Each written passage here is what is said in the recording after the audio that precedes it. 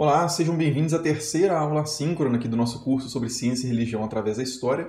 Nessa aula a gente vai falar finalmente então do caso Galileu, né? O que aconteceu ali com Galileu, o que Galileu propunha exatamente, contra o que ele propunha, o que ele propunha, e os efeitos gerados, os efeitos judiciais, né, inquisitoriais da sua produção filosófica. Então nessa aula a gente vai falar, essa aula tem muita coisa para falar, então eu espero que dê tempo de falar tudo aí mais ou menos uma hora. Mas a gente vai falar então do contexto específico do qual o Galileu participava em termos de discussão astronômica, né, que é chamado pelo próprio Galileu, né, de dois sistemas de mundo, o ptolomaico e o copernicano. Então a gente vai ver um pouco essa discussão de forma mais ampla. Depois a gente vai analisar a inserção do Galileu nessa polêmica que o antecede, né, mas como o papel dele dentro dessa controvérsia, que vai ser absolutamente crucial, principalmente a partir de observações telescópicas. Depois a gente vai comentar um pouco sobre os aspectos teológicos de interpretação das escrituras envolvidas aí no que vai eventualmente gerar a condenação de Galileu e, claro, propriamente o processo inquisitorial, né, como é que aconteceu esse processo de fato contra Galileu, né, por parte ali do Tribunal da Inquisição. Então, beleza. Então, vamos começar falando aqui. Essa é a capa do livro que gerou o processo de Galileu na década de 1630. Perdão. Foi publicado em 32, né, que é o diálogo sobre os dois sistemas máximos de mundo, ou os dois principais sistemas de mundo, ptolomaico e copernicano. Aqui no frontispício está diferente, né, porque está escrito Diálogo de Galileu Galilei Linceu, né, que é Lince, por causa da Academia do Lince, do qual ele participava, ao Grande Duque da Toscana e tal, né, mas o título do livro é Diálogo sobre dois sistemas máximos de mundo, ptolomaico e copernicano. Então, o que são esses sistemas de mundo, né, ptolomaico e copernicano? A gente vai falar um pouco disso. Antes disso, né, só para fazer um contraste assim e colocar essa questão numa perspectiva diferente, a gente muito costumeiramente na escola aprende um pouco sobre essa questão da controvérsia geocentrismo e heliocentrismo, como se fosse meramente uma questão de o que está no centro ou o que se move em termos astronômicos, né? Se é o Sol que está no centro, conforme defendeu Copérnico, né? O heliocentrismo, portanto, ou se é a Terra que está no centro, como defendia, por exemplo, Aristóteles e Ptolomeu, o geocentrismo, né? Mas, na verdade, a gente vai perceber que se você trocar essas coisas de posição, não é simples, né? Não são objetos soltos que você pode trocar a posição deles ao seu bel prazer. A posição dos astros é consequência de um sistema muito mais assim cheio de conexões, que se você troca uma coisa de lugar, todo o resto perde o sentido, né? Então existe todo um sistema astronômico e uma física, uma teoria da composição das coisas e do movimento das coisas associadas a esse sistema. Então se você troca a Terra de lugar com o Sol, você desmonta toda uma estrutura física, astronômica e que também servia de base para reflexões teológicas e filosóficas mais gerais, né? Então, realmente são dois sistemas de mundo, dois sistemas de compreensão do mundo, não meramente o que está no centro, o que está rodando em torno do que está no centro. Tá?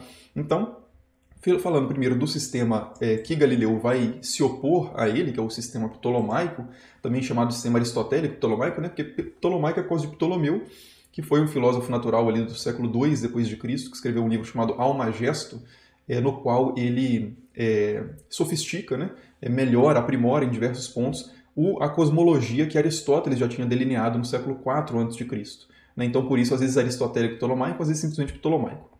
Né? E algumas características importantes desse sistema, para a gente entender essa discussão, essa controvérsia geocentrismo e heliocentrismo, é que o sistema ptolomaico ele tinha ele dividia o mundo, né, portanto, o universo conhecido, em duas partes radicalmente distintas, que era a Terra, que é onde nós vivemos, e o céu, que é tudo para fora da Terra. Então você está no centro aqui do sistema, né, na Terra, e tudo que vai para quando você olha para cima, seja você esteja no hemisfério norte ou no hemisfério sul, não importa, né? Mas quando você olha para cima, ou seja, quando você olha para fora em relação ao centro da Terra, tudo isso é o céu.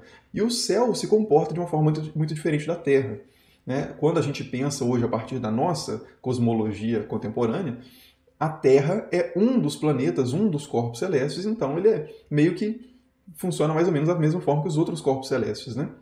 Mas a gente tem que ignorar a nossa cosmologia atual e tentar pensar com a cabeça ali dos antigos, que era de que você está na Terra, que é totalmente distinta daquelas luzinhas que a gente vê quando a gente olha para cima, né? Eles não tinham imagens, por exemplo, de Marte super ampliado, nem mesmo da Lua, né? Então, quando você olha para cima, você vê umas bolas de luz e, evidentemente, essas coisas são diferentes das coisas que acontecem aqui na Terra, né? Evidentemente, do ponto de vista dos antigos. Então, você tem essa dicotomia radical entre céu e terra, né? E você tem também a presença ali de 7 esferas celestes, que eu vou falar um pouco o que é isso, não são exatamente os corpos celestes, e uma física associada a esse sistema, que é a física dos 4 elementos mais 1. Né? Por que 4 elementos mais 1 e não 5? Né? Porque o quinto elemento, ou a quinta essência, é muito diferente das demais. Né? Então, nós vamos ver isso agora aqui a partir dessa ilustração. Essa é uma imagem do século XVI, inclusive, do sistema ptolomaico. O sistema ptolomaico, é bom dizer, né? Aristotélico ptolomaico, ele dura mais ou menos 2000 anos, como meio que a cosmologia hegemônica ali da Europa e norte da África. Então, é muito claro que ele teve várias expressões diferentes ao longo do tempo, né? Não permaneceu constante. Então, tem várias versões disso, mas eu vou falar só características básicas que são comuns a essas versões todas, né? Então, aqui no centro do universo, do sistema ptolomaico, você tem a Terra, portanto, e a Terra não é um planeta, a Terra é uma Terra, a Terra é a Terra. Os planetas e as estrelas são, na verdade, todas estrelas, os planetas são estrelas também e as estrelas são estrelas, só que os planetas são estrelas móveis, a palavra planeta vem de uma palavra em latim que significa vagar, né? Acho que eu já falei isso na última aula sobre Giordano Bruno.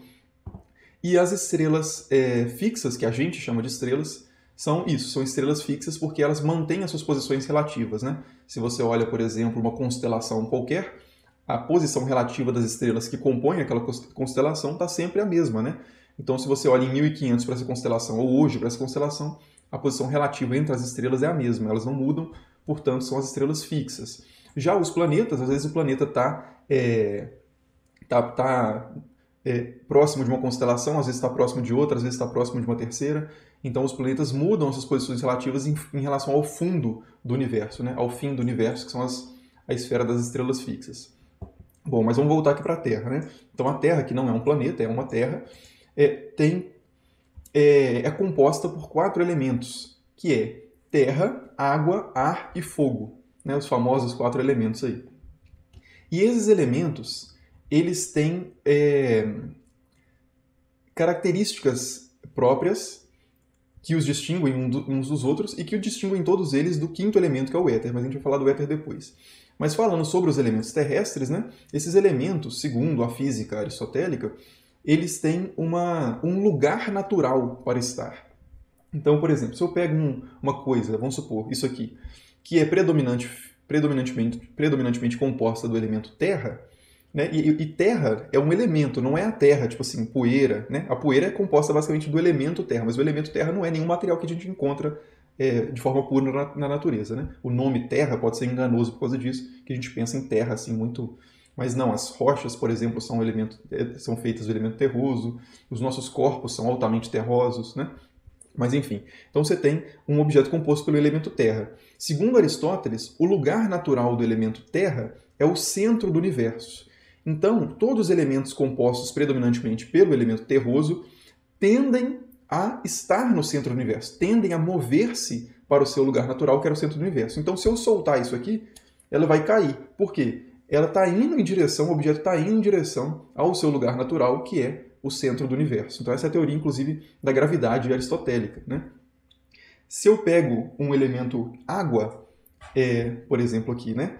Eu pego aqui dentro tem água, se eu soltar isso aqui dentro, isso vai afundar, porque as coisas de elemento terroso tendem mais ao centro do universo do que a água, porque o lugar natural da água seria imediatamente acima do lugar natural da Terra. E aí você teria o elemento acima do lugar natural da Terra e da água, você teria o lugar natural do ar, por isso o ar está acima da Terra e da água, e você tem acima do lugar natural do elemento ar, o lugar natural do elemento fogo. Né? Então, por isso que se você risca um isqueiro, por exemplo, ou se você acende uma tocha, né, para a gente ficar mais dentro do mundo dos caras aqui, o fogo vai querer subir, porque o lugar natural dele é acima do lugar natural do elemento ar. Então assim funciona a física aristotélica, basicamente, né? E você tem o movimento das coisas é sempre linear em direção ao centro da Terra ou contrário ao centro da Terra. Esse é o movimento natural das coisas compostas pelos elementos terrestres, né? Que são terra, água, ar e fogo. Então o fogo sobe linearmente e uma pedra, se eu solto, ela cai linearmente, né? Agora, fora da Terra, então você tem esses 4 lugares naturais aqui. Essas 4 esferas terrestres, que são os lugares naturais da terra, da água, do ar e do fogo. E fora disso você tem o céu, né, que como eu disse é uma coisa totalmente diferente da terra, e ela é composta por outro tipo de elemento que é o éter, né, ou a quintessência. As coisas compostas pelo éter, né, esse espaço composto pelo éter, são essas 7 esferas celestes. Aqui nesse esquema são 10, né, mas geralmente são 7. E essas 7 esferas celestes são, de fato, essas esferas aqui, e não os corpos celestes, né? Então você tem aqui, como se fosse uma cebola, né? Você tem várias camadas, cada camada é uma esfera celeste. E os astros, né, as estrelas móveis, por exemplo, como os planetas, elas estão incrustadas nessa esfera. Então, quando a esfera gira, o astro gira junto com a esfera. Mas o que gira são as esferas e não as coisas aqui, né? Não os corpos celestes que estão incrustados nessa esfera, né? Então você vai ter girando aqui em torno da Terra a esfera na qual está a Lua, que é o primeiro céu, a esfera na qual está Mercúrio, que é o segundo céu, a esfera onde está Vênus, que é o terceiro céu, depois a esfera onde está o Sol, que é o quarto céu, e o Sol é um planeta, né? Porque ele é uma estrela que move de acordo com relativamente ao fundo aqui. Você tem depois Marte, Júpiter e Saturno, né? Não se conhecia Netuno, nem Urano, nem Plutão, porque não são visíveis a olho nu, né? E aí você tem, então, o fim aqui do universo físico, que é a esfera celestial, ou esfera estelar, que é onde estão todas as estrelas fixas, na mesma distância, basicamente, em relação ao centro do universo. Né? Então as estrelas estão muito próximas umas das outras. Né? E as estrelas são muito próximas dos planetas, inclusive, né? Porque se você tem essas distâncias entre planetas, as estrelas estão bem próximas do último planeta, que seria Saturno. E existem outras esferas, né? Aqui, essa esfera hipotética é importante, ela não é uma esfera propriamente, que não se dizia, existia uma discussão se ela era material ou não era material, que é o primeiro móvel. O primeiro móvel é o primeiro a mover, é a esfera que movendo faz mover todas as outras esferas. Então, essa é a física e a astronomia do sistema ptolomaico, né, basicamente. Então, com essa divisão radical entre céu e terra, essa composição de elementos, né, que explica o movimento dessas coisas. As esferas celestes, né, elas se movem com outro tipo de movimento, que não é um movimento linear para o centro ou contra o centro, mas sim o movimento natural do éter é o movimento circular. Então, por isso que as esferas não caem para dentro aqui da Terra e nem saem, nem fogem em relação à Terra, porque o movimento delas é circular, é perfeito, né? E essa é outra característica. Nessa dicotomia, nessa divisão radical entre céu e terra, a Terra tende sempre à mudança, à corrupção, é imperfeita, né? Por isso a gente tem uma coisa meio confusa em relação aos elementos também, porque você tem às vezes água debaixo da Terra, né? Como em lençóis freáticos, isso não deveria acontecer, então a Terra é imperfeita, não segue perfeitamente a ordem cósmica, enquanto que o céu é perfeito, comporta-se sempre em movimentos esféricos, os corpos são todos esféricos, né? Regular, eterno, etc.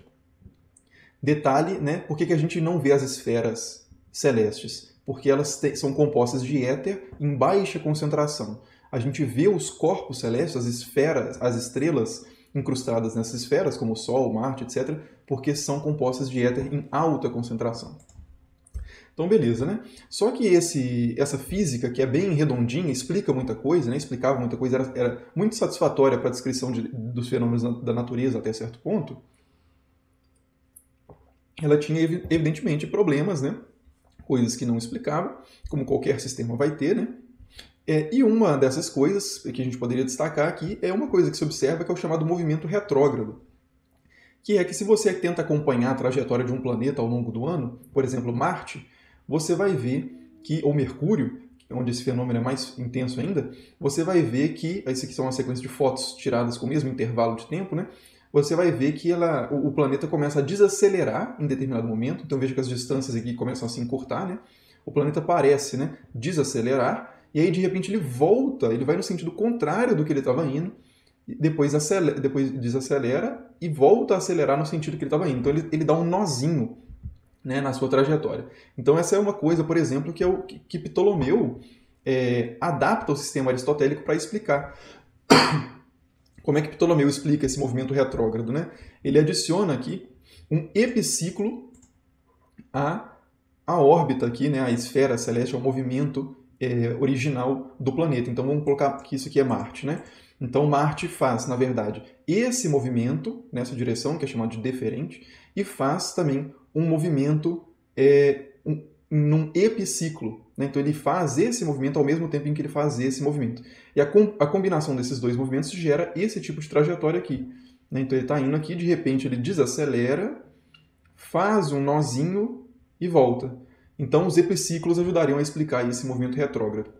O problema é que ele não explica muito bem, então em termos de previsão matemática do comportamento dos astros, ele não é perfeitamente adequado, continua tendo uns desajustes ali, e é importante enfatizar isso, né, que o sistema aristotélico ptolomaico, astronomicamente, era extremamente fundamentado em matemática, em observação, de fato, né, não era uma viagem que o cara sentou simplesmente começou a inventar o que ele queria. Né? Bom, então não explica perfeitamente. E outro detalhe é que pessoas tentaram inclusive adicionar epiciclos aos epiciclos, né? Que são os epiepiciclos. Então o planeta faria um movimento epiepicircular, depois um movimento epicircular, depois esse outro movimento aqui circular. Na verdade todos os movimentos são circulares, né? Mas no epiciclo, no epiepiciclo, no epiciclo e depois no ciclo mesmo, né? Então a coisa vai ficando muito complicada, né? E essa característica de ficar ajustando o sistema para posteriormente às previsões de falha é uma coisa que sempre foi filosoficamente visto de forma negativa, né? Você está roubando, de certa forma, né? Você disse que a coisa ia ser assim, aí não foi, aí você vai e mexe para tentar manter as aparências do que você tinha dito, né? Então, o sistema ptolomaico, que era bonitinho, né? Perfeitamente circular e tal, de repente ele começa a ficar mais ou menos assim, né? Com esses epiciclos todos, tudo em epiciclos, e a coisa parece assim tão esquisita, tão confusa que carece de algum tipo de revisão, né? E essa revisão vai ser feita, por exemplo, por Copérnico, né? Então Copérnico, em vez disso aqui, propõe isso aqui, né?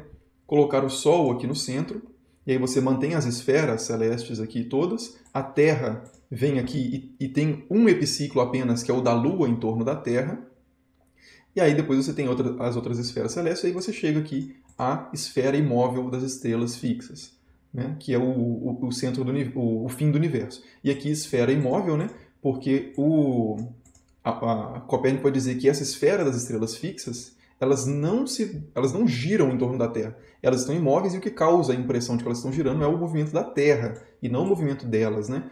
Isso é uma coisa também que é uma virtude do sistema copernicano, faz parte dessa virtude da simplicidade do modelo copernicano, porque no modelo aristotélico ptolomaico você tem uma quantidade gigantesca de objetos girando em torno da Terra, né?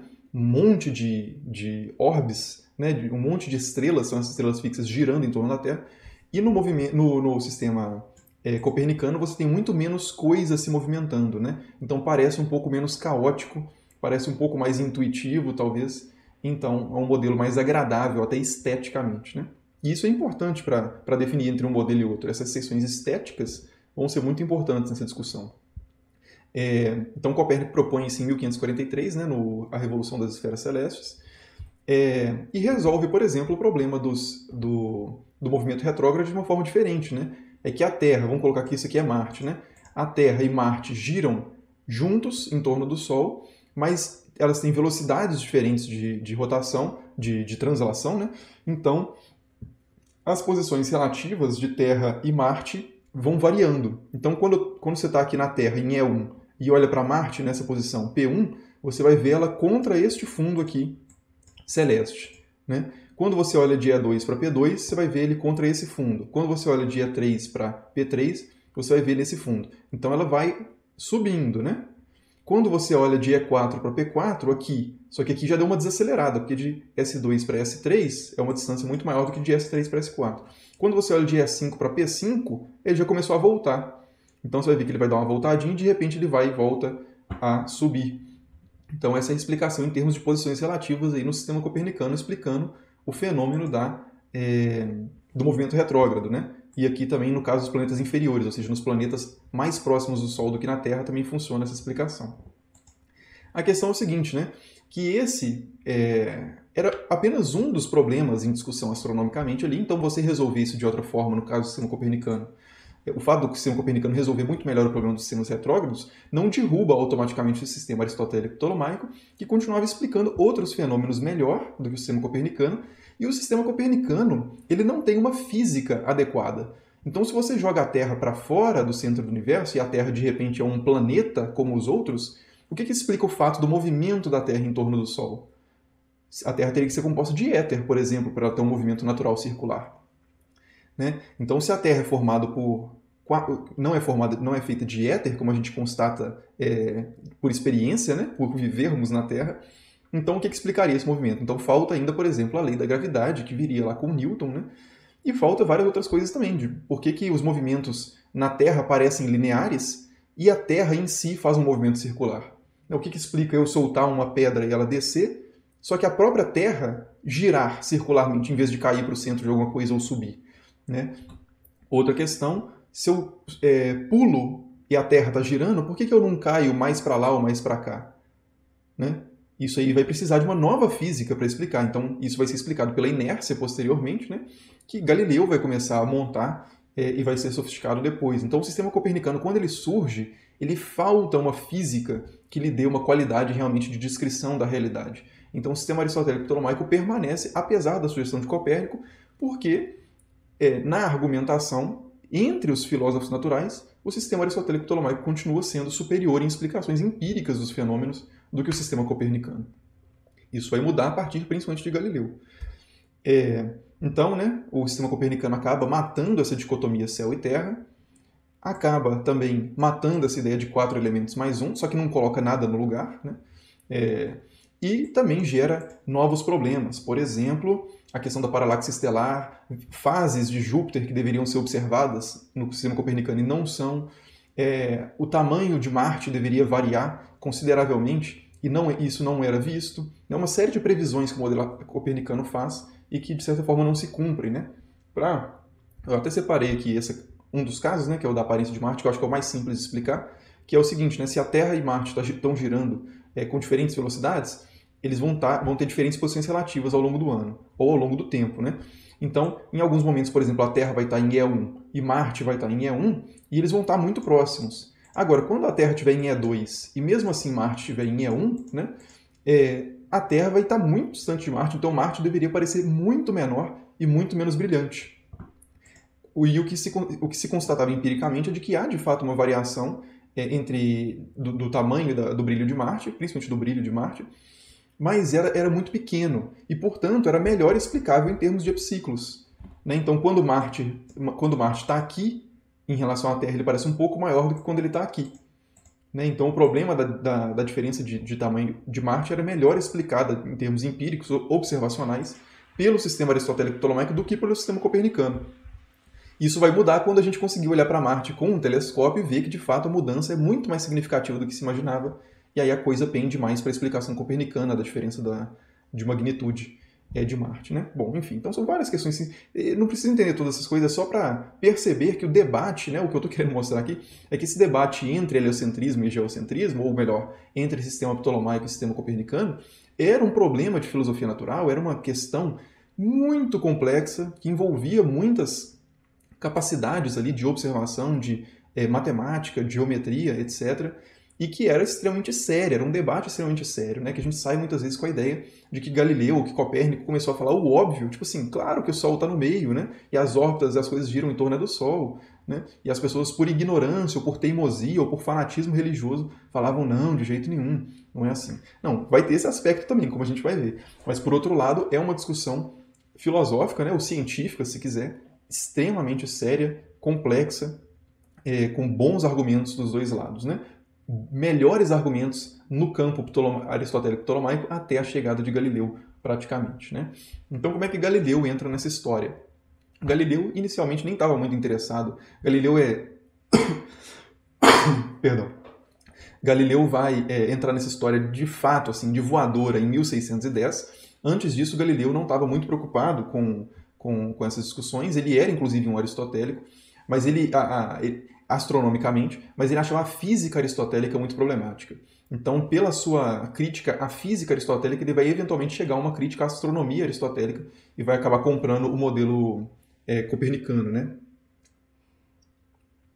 Mas inicialmente Galileu estava muito mais interessado em física, propriamente terrestre mesmo, do que em astronomia. Mas então como é que o Galileu vai, de certa forma, virar esse jogo dessa discussão, né? O Galileu vai aprimorar, o Galileu antes disso, né? Um filósofo italiano de Pisa, né? E que era filósofo e matemático, filósofo natural, né, e matemático da corte dos Medici, de Cosimo de Medici, que é uma família riquíssima ali, né, da Itália. E ele, portanto, tinha essa possibilidade de fazer experimentações e tal, né? Antes ele tinha sido professor universitário, né? Mas nas universidades não se fazia tanto esse tipo de pesquisa experimental. E isso é uma coisa que ele vai conseguir fazer fora das universidades, quando ele conseguir essa posição na corte, né? E ele, então, vai trabalhar em melhorar um instrumento que tinha uma função principalmente náutica, né? De navegação e militar também, que era o telescópio. Ele ouve falar desse telescópio, de um telescópio holandês, ele nem chega a ter esse telescópio em mão, mas ele vai, a partir da ideia que ele ouve sobre esse telescópio, ele vai aprimorar o telescópio e vai começar a utilizar esse telescópio também para observações astronômicas, né? E isso vai permitir que ele veja uma série de coisas que vão causar um impacto irreversível na controvérsia aristotélico-ptolomaica versus copernicana. Porque ele vai ver uma série de fenômenos que os copernicanos previam, mas não conseguiam ver empiricamente. Ele vai conseguir ver esses fenômenos. Por exemplo, né, isso vai ser principalmente publicado num livro chamado Mensageiro Sideral, né, o Sidereus Nuncius, em latim, e em outro livro que ele vai publicar em italiano, poucos anos depois, que é o História e Demonstração acerca da Máquina Solar. Nesses livros, ele vai mostrar, por exemplo, ele vai observar a partir do telescópio que a Lua tem uma topografia, né? A Lua, segundo o sistema aristotélico, deveria ser uma esfera perfeita, né? E as observações que se conseguem fazer a olho nu de algumas manchinhas na Lua seria uma questão dos sentidos mesmo, né? Uma falha dos sentidos. Agora, quando se observa com o telescópio, é muito nítido que a Lua tem montanhas, crateras, tem uma textura muito semelhante à Terra, né? Parece áspera. Então, isso começa a matar a questão da dicotomia céu e terra, né? Então, se antes se falava no mundo sublunar, ou seja, no mundo abaixo da Lua, com certas características, e no mundo supralunar, ou seja, no mundo acima da Lua, com características opostas, se a Lua parece tanto assim com a Terra, será que essa divisão de fato se mantém? Né? Então, essa é uma coisa que Galileu vai observar.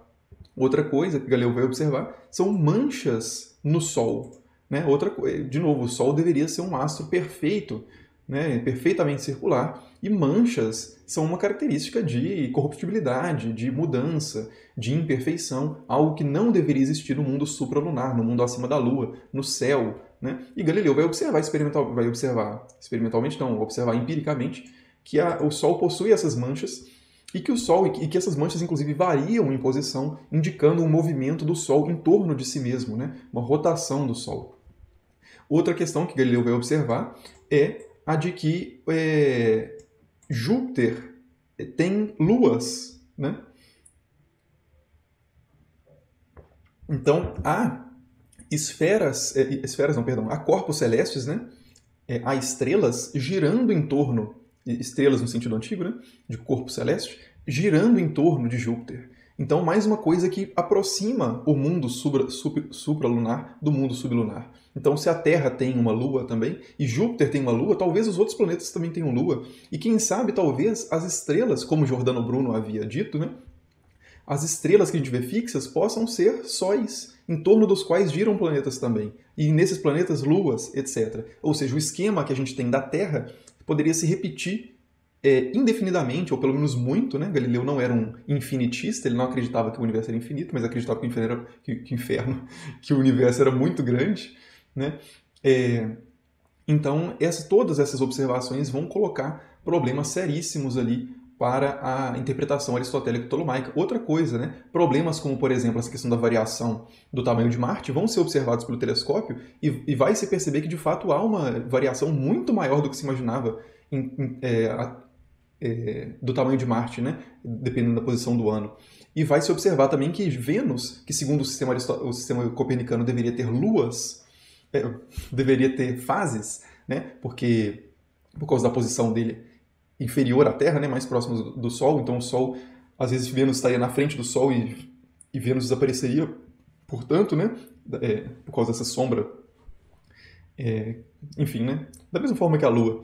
Então, isso não era observado a olho nu, e isso foi observado com o telescópio. Então, algo que o sistema copernicano previa foi, sem observação, foi comprovado empiricamente. Então, várias coisas aí observadas por essa nova ferramenta, o telescópio, desenvolvida pelo Galileu e manuseada com muita habilidade também pelo Galileu, vão gerar, vai começar a virar o jogo para o sistema copernicano.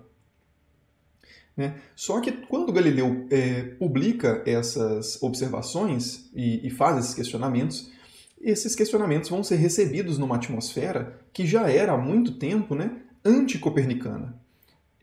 Principalmente em termos, aliás, principalmente não, mas também em termos religiosos. Né? Então, por exemplo, aqui para ilustrar isso, né, tem uma fala do Lutero, que não era uma pessoa muito interessada em astronomia, mas ele faz um comentário assim, de passagem informal, dizendo o seguinte, e fazendo uma referência a Copérnico, né, dizendo o seguinte, que estão falando de um novo astrólogo que quer provar que a Terra se move e gira em vez do céu, do Sol, da Lua.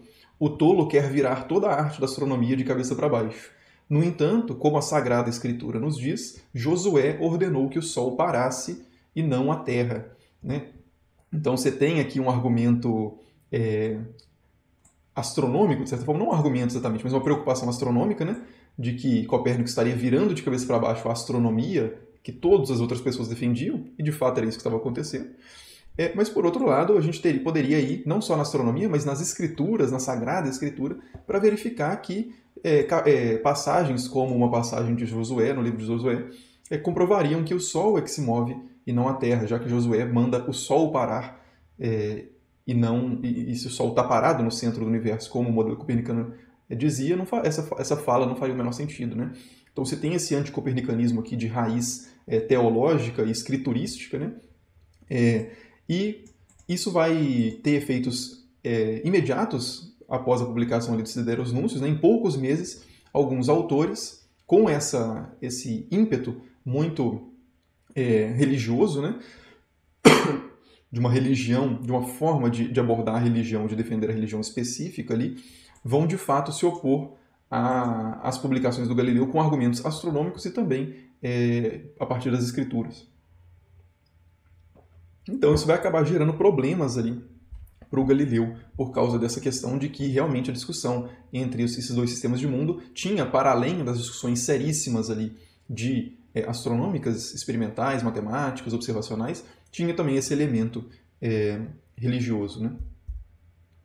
Bom, isso aqui é um mosaico mostrando esse evento, né? Quando Josué ordena que o Sol pare. Né? Esse foi o principal texto utilizado para defender biblicamente que a Terra estava no centro do universo e o Sol se movia.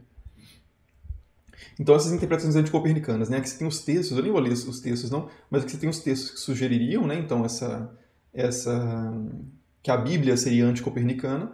E além disso, né? Como eu já antecipei de certa forma aqui, a ortodoxia católica, né? E a ortodoxia cristã, as outras ortodoxias cristãs também, luterana, calvinista, tinham uma forte inspiração e tinham se desenvolvido no seio assim da filosofia aristotélica, né? Principalmente a católica, com Tomás de Aquino e tal.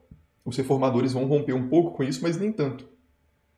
Então, um ataque ao aristotelismo, de forma geral, acabava sendo também um ataque à ortodoxia católica. Então, imagina que as coisas não estão tão separadas, são como se fosse uma teia de aranha, né?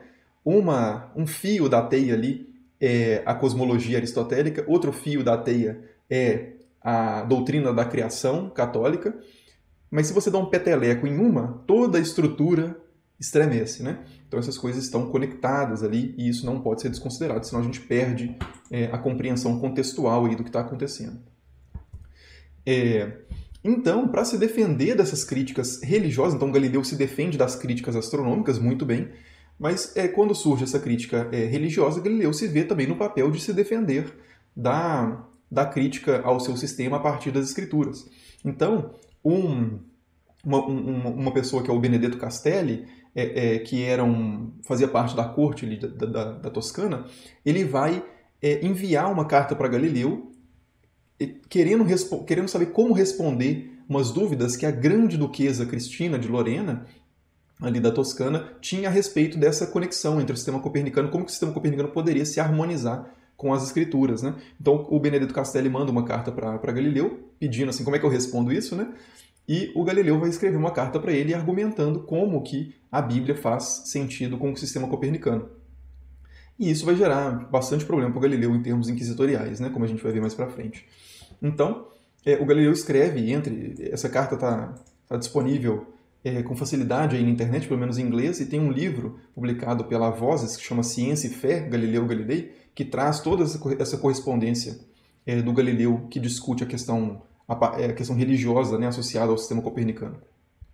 Então, nessa carta, né, Galileu vai dizer o seguinte: discutirei, portanto, os argumentos que esses homens, né, os que o acusam, produzem para tornar essa opinião, o copernicanismo, detestada e condená-la não apenas como falsa, mas também como herética, né? São duas coisas aí. Então, o sistema de Galileu, segundo essas pessoas, seriam filosoficamente falso, ou seja, não faria bom sentido, não descreveria corretamente a realidade, e seria também herético. Então, não é simplesmente um erro, mas é também um crime, né, contra a Igreja e, consequentemente, contra Deus, né? Então, para esse fim, Galileu diz, né, para esse fim, eles se colocam sob o escudo de seu zelo hipócrita pela religião, eles invocam a Bíblia, que eles distorcem para seus propósitos enganosos. Contra o sentido da Bíblia e a intenção dos Santos Padres, se não estou enganado, eles usam tais autoridades até mesmo em questões puramente físicas, onde a fé não está envolvida. Então, esse trecho é muito interessante aí, porque um primeiro detalhe é esse, né, que eu já ressaltei, que são duas acusações que estão sendo feitas aqui a Galileu, de que seu sistema não funciona e de que ele é equivocado, então, e de que ele é herético, né? Então não é simplesmente que ele se equivocou, como às vezes parece, tipo assim, não interessa se você está certo, a Bíblia diz o contrário. Não, eles dizem o seguinte: você não está certo e a Bíblia diz o contrário. São duas coisas, né? Outro detalhe é que essa questão de Galileu chamar a religião dos que o acusam de hipócrita, né? Então, para Galileu, a verdadeira religião, de certa forma, estaria do lado dele e não dos seus acusadores. E ele diz que os seus acusadores usam a Bíblia de forma distorcida para seus propósitos. E que o verdadeiro sentido da Bíblia, concordando com a interpretação dos Santos Padres, né, que são os primeiros intérpretes e os primeiros teólogos, como Santo Agostinho, São Jerônimo, etc., né, os teólogos ali dos primeiros séculos depois de Cristo, que eram uma autoridade muito importante aí, em termos teológicos no catolicismo, né, que o Galileu vai dizer então que a Bíblia e os Santos Padres, na verdade, não fazem, né, não estão do lado dessas pessoas que me acusam. Porque, corretamente interpretada, a Bíblia ela não deveria falar sobre questões meramente físicas, mas apenas em questões de fé. Então há uma divisão aí da autoridade da Bíblia, né? A Bíblia até certo ponto tem autoridade, em outras coisas não tem autoridade. Então são vários pontos aí que estão presentes nesse trecho, né, e nas cartas de forma geral, e dos quais os inquisidores vão discordar profundamente e vão gerar muito problema para Galileu. Mas só é importante destacar, então, que quando a gente fala, por exemplo, né, já antecipando as reflexões do final, quando a gente fala do caso Galileu como ciência versus religião, a gente pode acabar perdendo essa dimensão de que há uma outra religião presente, e uma outra interpretação também presente, que seria copernicana, né? Além do que, claro, existia outra ciência, por assim dizer, que é a aristotélica ptolomaica, que tinha também fundamentos importantes, né? Não deve ser desconsiderada. Bom, mas a gente vai chegar lá nessa discussão. Então esses são os princípios aqui, a interpretação copernicana da escritura, por assim dizer, né? Galileu defendia então um princípio que era o princípio da acomodação, dizendo o seguinte, que na verdade a Bíblia foi escrita de forma a ser entendida pelas pessoas simples. Então ela usa do senso comum para comunicar verdades espirituais e teológicas. Então, quando a Bíblia diz, por exemplo, que o Sol nasce e se põe, assim como a gente diz também que o Sol nasce e se põe, o que a gente está querendo dizer, na verdade, é que relativamente ao movimento da Terra, o Sol faz um movimento que gera a aparência de que ele some e aparece novamente, né? Quando, na verdade, o Sol está acesão o tempo inteiro, né? E está com a mesma dimensão o tempo inteiro, mesmo que a gente veja o tamanho dele variando, etc. Então, que na verdade a Bíblia apresenta o seu texto de forma como se fosse com os olhos de uma pessoa simples, para que não se torne difícil de compreender, já que a Bíblia não teria nenhuma intenção de ensinar filosofia natural, e sim de salvar as pessoas, né? De levar as pessoas para o céu, por assim dizer, como o cardeal Cesare Baronio, por exemplo, durante a controvérsia copernicana, vai dizer, né? A Bíblia ensina como se vai ao céu e não como os céus vão, né? Como os céus se movem e tal. Né? Galileu vai até citar essa frase na carta. Então, trazendo, portanto, uma autoridade religiosa contemporânea a ele, pró-copernicana, né? Outra autoridade que a gente poderia citar é o padre Antônio Foscarini, aliás, o frade, né? Paulo Antônio Foscarini, carmelita, também em 1615, quando Galileu está sendo atacado aí, por algumas pessoas que estão denunciando ele, né?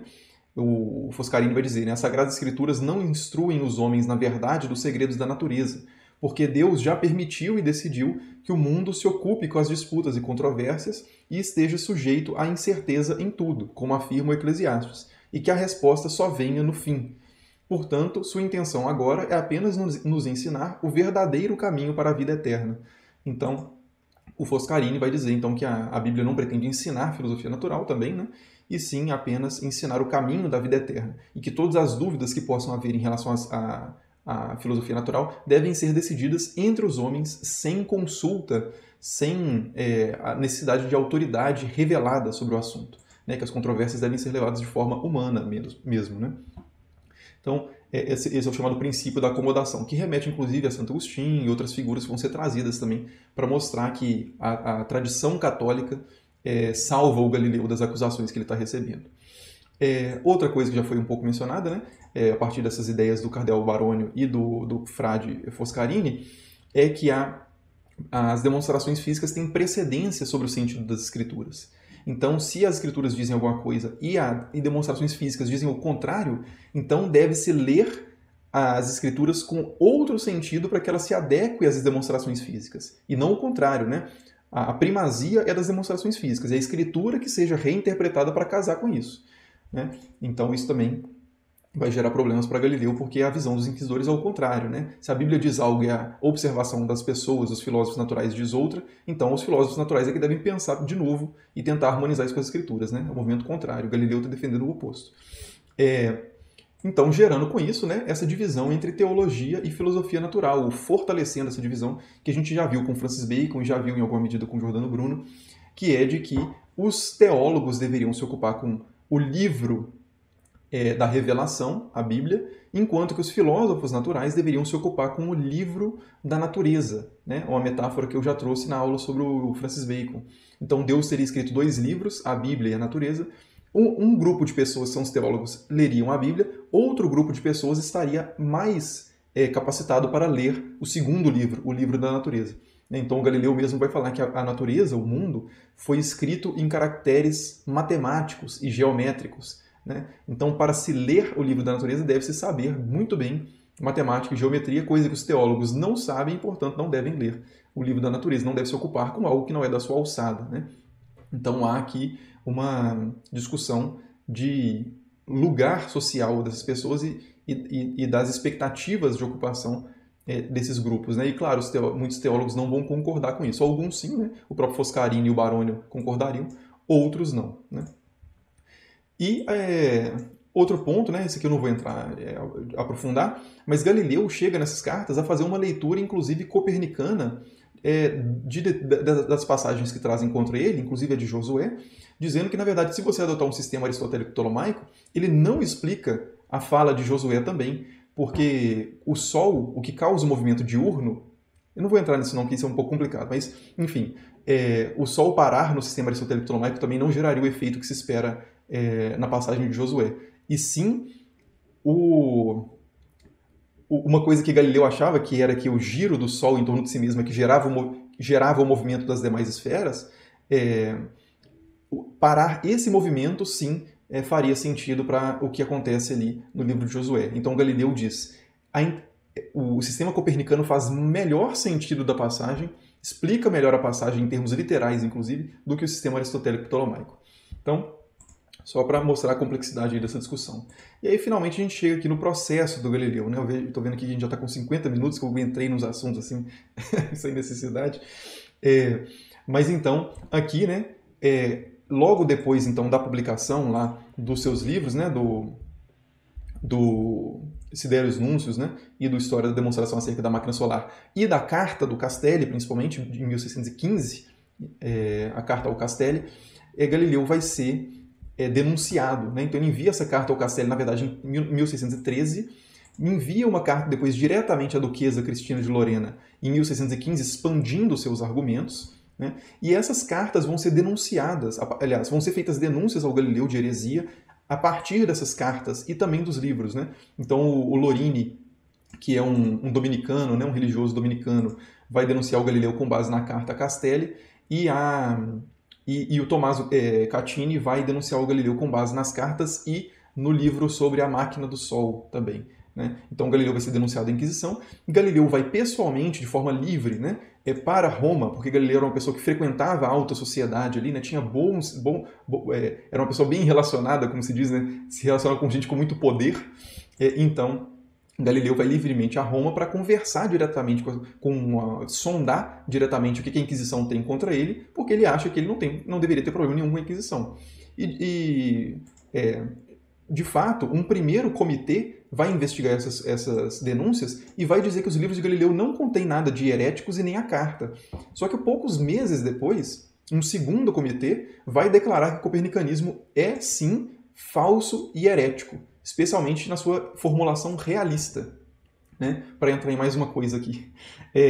Porque nesse período, o sistema copernicano era utilizado de forma instrumentalista também, ou seja, o sistema copernicano poderia ser uma boa ferramenta matemática de previsão e de medição de certos fenômenos, mas ele não descrevia necessariamente a realidade. Então era uma boa ferramenta, mas não era uma boa descrição da natureza.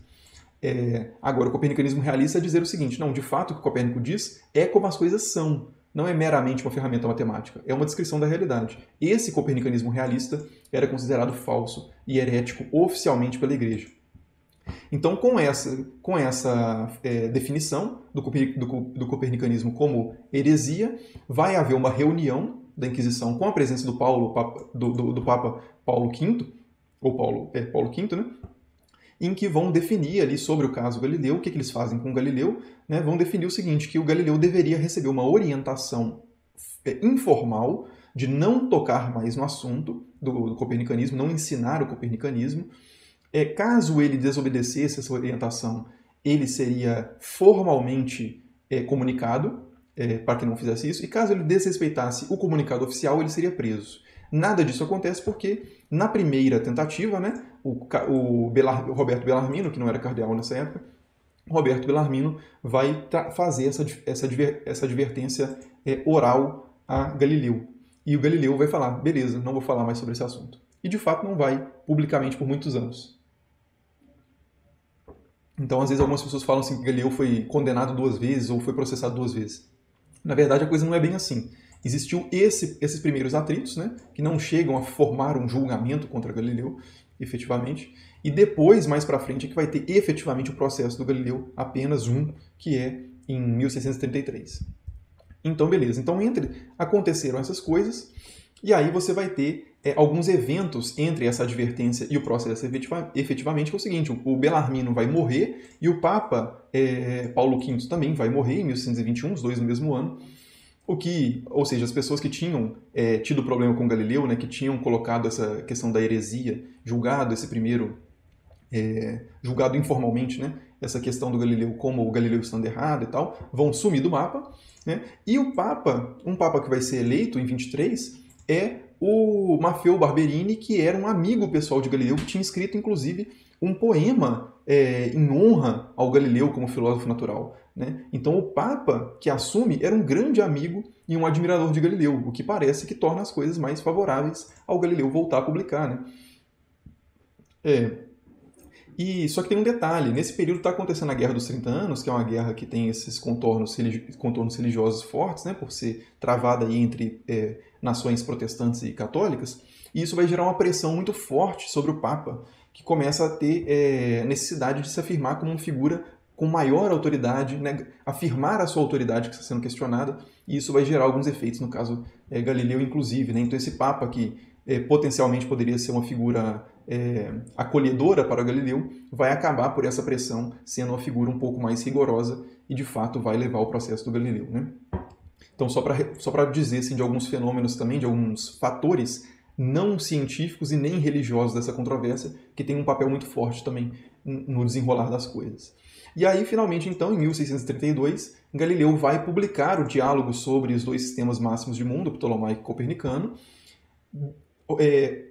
desobedecendo a orientação informal que ele havia recebido em 1616, né? Em fevereiro de 1616. Com isso, vai se formar imediatamente, né? Imediatamente não, alguns meses depois, né? Um comitê especial para ler o diálogo do Galileu e chegar à conclusão se ele era herético ou não, e vai se chegar à conclusão que, de fato, Galileu havia desobedecido a Inquisição e, portanto, seria oficialmente processado. Havia desobedecido aquele anúncio, aquele advertência inicial, e seria, portanto, oficialmente processado. Então começa, de fato, o processo do Galileu em 1633. Então a primeira coisa que vai acontecer é que o governo da Toscana vai apoiar o Galileu, né, vai acompanhar o Galileu o tempo inteiro. Afinal, o Galileu era uma figura ali da corte da Toscana. O Galileu vai a Roma para ser julgado, né? Ele vai ficar alojado na embaixada da Toscana nos primeiros momentos. Aí vão acontecer os primeiros interrogatórios, nos quais Galileu vai ser confrontado, por exemplo, com essa questão de ter desobedecido aos pronunciamentos iniciais ali da Inquisição. Galileu vai falar que, na verdade, não houve pronunciamento oficial nenhum, e que um documento que havia, e que gera bastante controvérsia até hoje na historiografia, mas um documento que teria sido produzido oficialmente contra Galileu, Galileu nunca teria recebido esse comunicado. E ele consegue provar isso, né, ou pelo menos argumentar de forma convincente isso, a partir dos diários do Bellarmino, que não mencionam o documento e tal, né, mas isso aí é uma coisa muito específica. Mas então a Inquisição vai acabar tendo um caso muito fraco contra Galileu, já que não existia uma proibição prévia formal. Mas nesses interrogatórios, pelo fato de considerarem que o diálogo é uma defesa do copernicanismo, o Galileu vai ser interrogado, etc., e preso efetivamente, né? Só que o Galileu era uma pessoa da alta sociedade ali, ele não vai ser preso numa masmorra, nem nada disso, até porque, diferente de Giordano Bruno, por exemplo, ele vai ser movido ali para o Palácio da Inquisição e ficar no apartamento do promotor-chefe, né? E aí, finalmente, Galileu vai decidir, né, como estratégia de defesa, admitir que defendeu o copernicanismo, dizendo que foi uma questão de vaidade, que ele se viu levado pelos argumentos, pela visão, por uma perspectiva de grandeza, de ser aquele que derrubaria o sistema aristotélico ptolomaico e tal. Faz toda uma cena para salvar a pele, né, lógico, perfeitamente legítimo, e vai, então, ser... Após essa fala, né, ele vai ser interrogado sobre a sinceridade dessa fala, sob ameaça de tortura, né, que é um tipo de procedimento inquisitorial, né, em que tem vários estágios, né, a pessoa não é necessariamente torturada, mas ela disse, né, que se eles descobrirem que você está mentindo, você será torturado, etc. Né? Então é sobre ameaça oral de tortura, então Galileu não é efetivamente torturado fisicamente, né? Até porque ele era muito idoso já nesse período, e idosos e pessoas com problemas físicos tendiam a não ser torturados, né? As outras pessoas eram torturadas, efetivamente. Não estou querendo dizer que a Inquisição era boazinha de forma nenhuma, tá? Só explicando porque um dos motivos pelos quais Galileu provavelmente não foi torturado é isso, né? Pela sua idade. Se ele fosse mais novo, talvez ele tivesse sido. Então Galileu é finalmente condenado por suspeita veemente de heresia. Isso não significa que eles suspeitassem apenas, isso é só uma categoria técnica de punição da Inquisição. suspeita, veemente heresia é uma categoria, né, de condenação. E o Galileu, então, vai recitar uma abjuração formal, dizendo que não vai falar mais sobre isso, que o que ele falou estava errado, que a Inquisição estava certa o tempo inteiro e tal, e vai ser punido, então, com prisão domiciliar por tempo indeterminado. Então ele vai morrer em prisão domiciliar, inclusive escrevendo muitas coisas copernicanas que ele não vai publicar em vida, mas que vai ficar póstumamente para a publicação. Então esse é o julgamento do Galileu, né? Então a sentença, inclusive, é essa, né? A sentença proferida em 33 vai ser de que a posição de que o Sol é o centro do mundo e não se move de seu lugar é absurda e falsa filosoficamente e formalmente herética, pois é expressamente contrária às Sagradas Escrituras. A proposição de que a Terra não é o centro do mundo e imóvel, mas que se move, e também com o movimento diurno, é igualmente absurda e falsa filosoficamente e teologicamente considerada ao menos errônea na fé. Bom, então essa é a sentença final, né? Condenando-o, portanto, como tendo falado algo que não é verdadeiro sobre a natureza, e essa inverdade sendo um crime contra a Igreja, né? Por ser contrária às Escrituras. E aí, só para fazer então as reflexões finais, né? Esse caso é um caso de ciência versus religião? Você pode, de alguma forma, categorizar esse caso nesse sentido. O problema é que quando você diz que o caso do Galileu é ciência versus religião, conforme nós vimos ao longo dessa aula, a gente pode acabar, talvez, perdendo a dimensão de que havia argumentos científicos, por assim dizer, do outro lado também, do lado contrário de Galileu, que havia uma discussão entre filósofos naturais, e, por outro lado, você tinha também perspectivas religiosas, inclusive católicas, que eram pró-copernicanas e, portanto, que estariam apoiando o Galileu, né? O próprio Galileu formulando ali interpretações da Bíblia favoráveis ao seu sistema, né?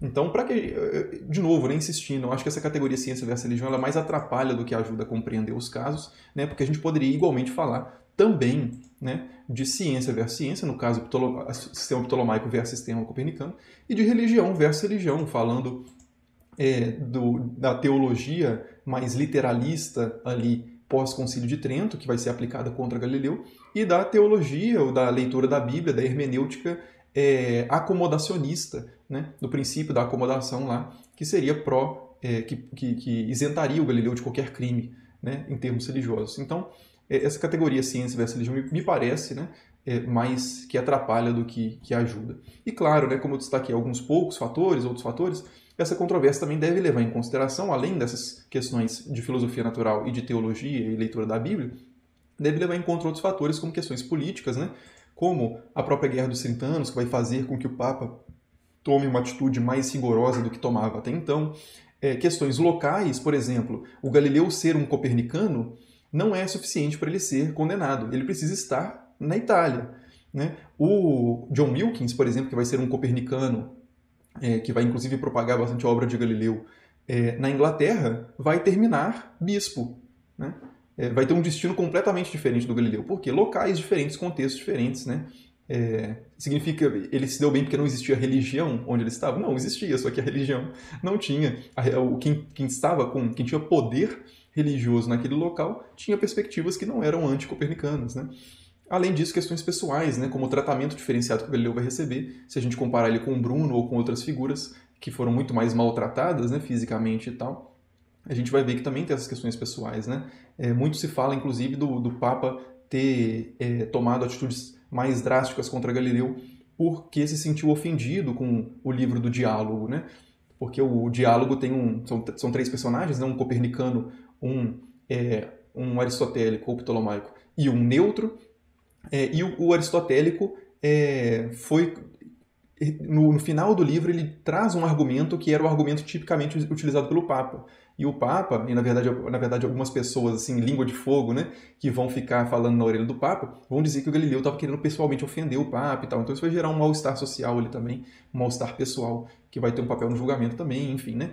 Então é importante considerar todos esses fatores na consideração desse caso. Então, é basicamente isso. Na verdade, eu esqueci de colocar a parte da bibliografia aqui no final, mas eu vou colocar então a bibliografia na descrição do vídeo, beleza? A gente passou um pouquinho aqui de 1 hora, parece, ou não? Mas falei bastante coisa, mas espero que tenha dado assim, novos elementos, pelo menos, para a gente pensar sobre esse caso Galileu, beleza? Então, na próxima aula, a gente vai falar sobre a relação entre iluminismo e religião também, né? Então é isso, até lá.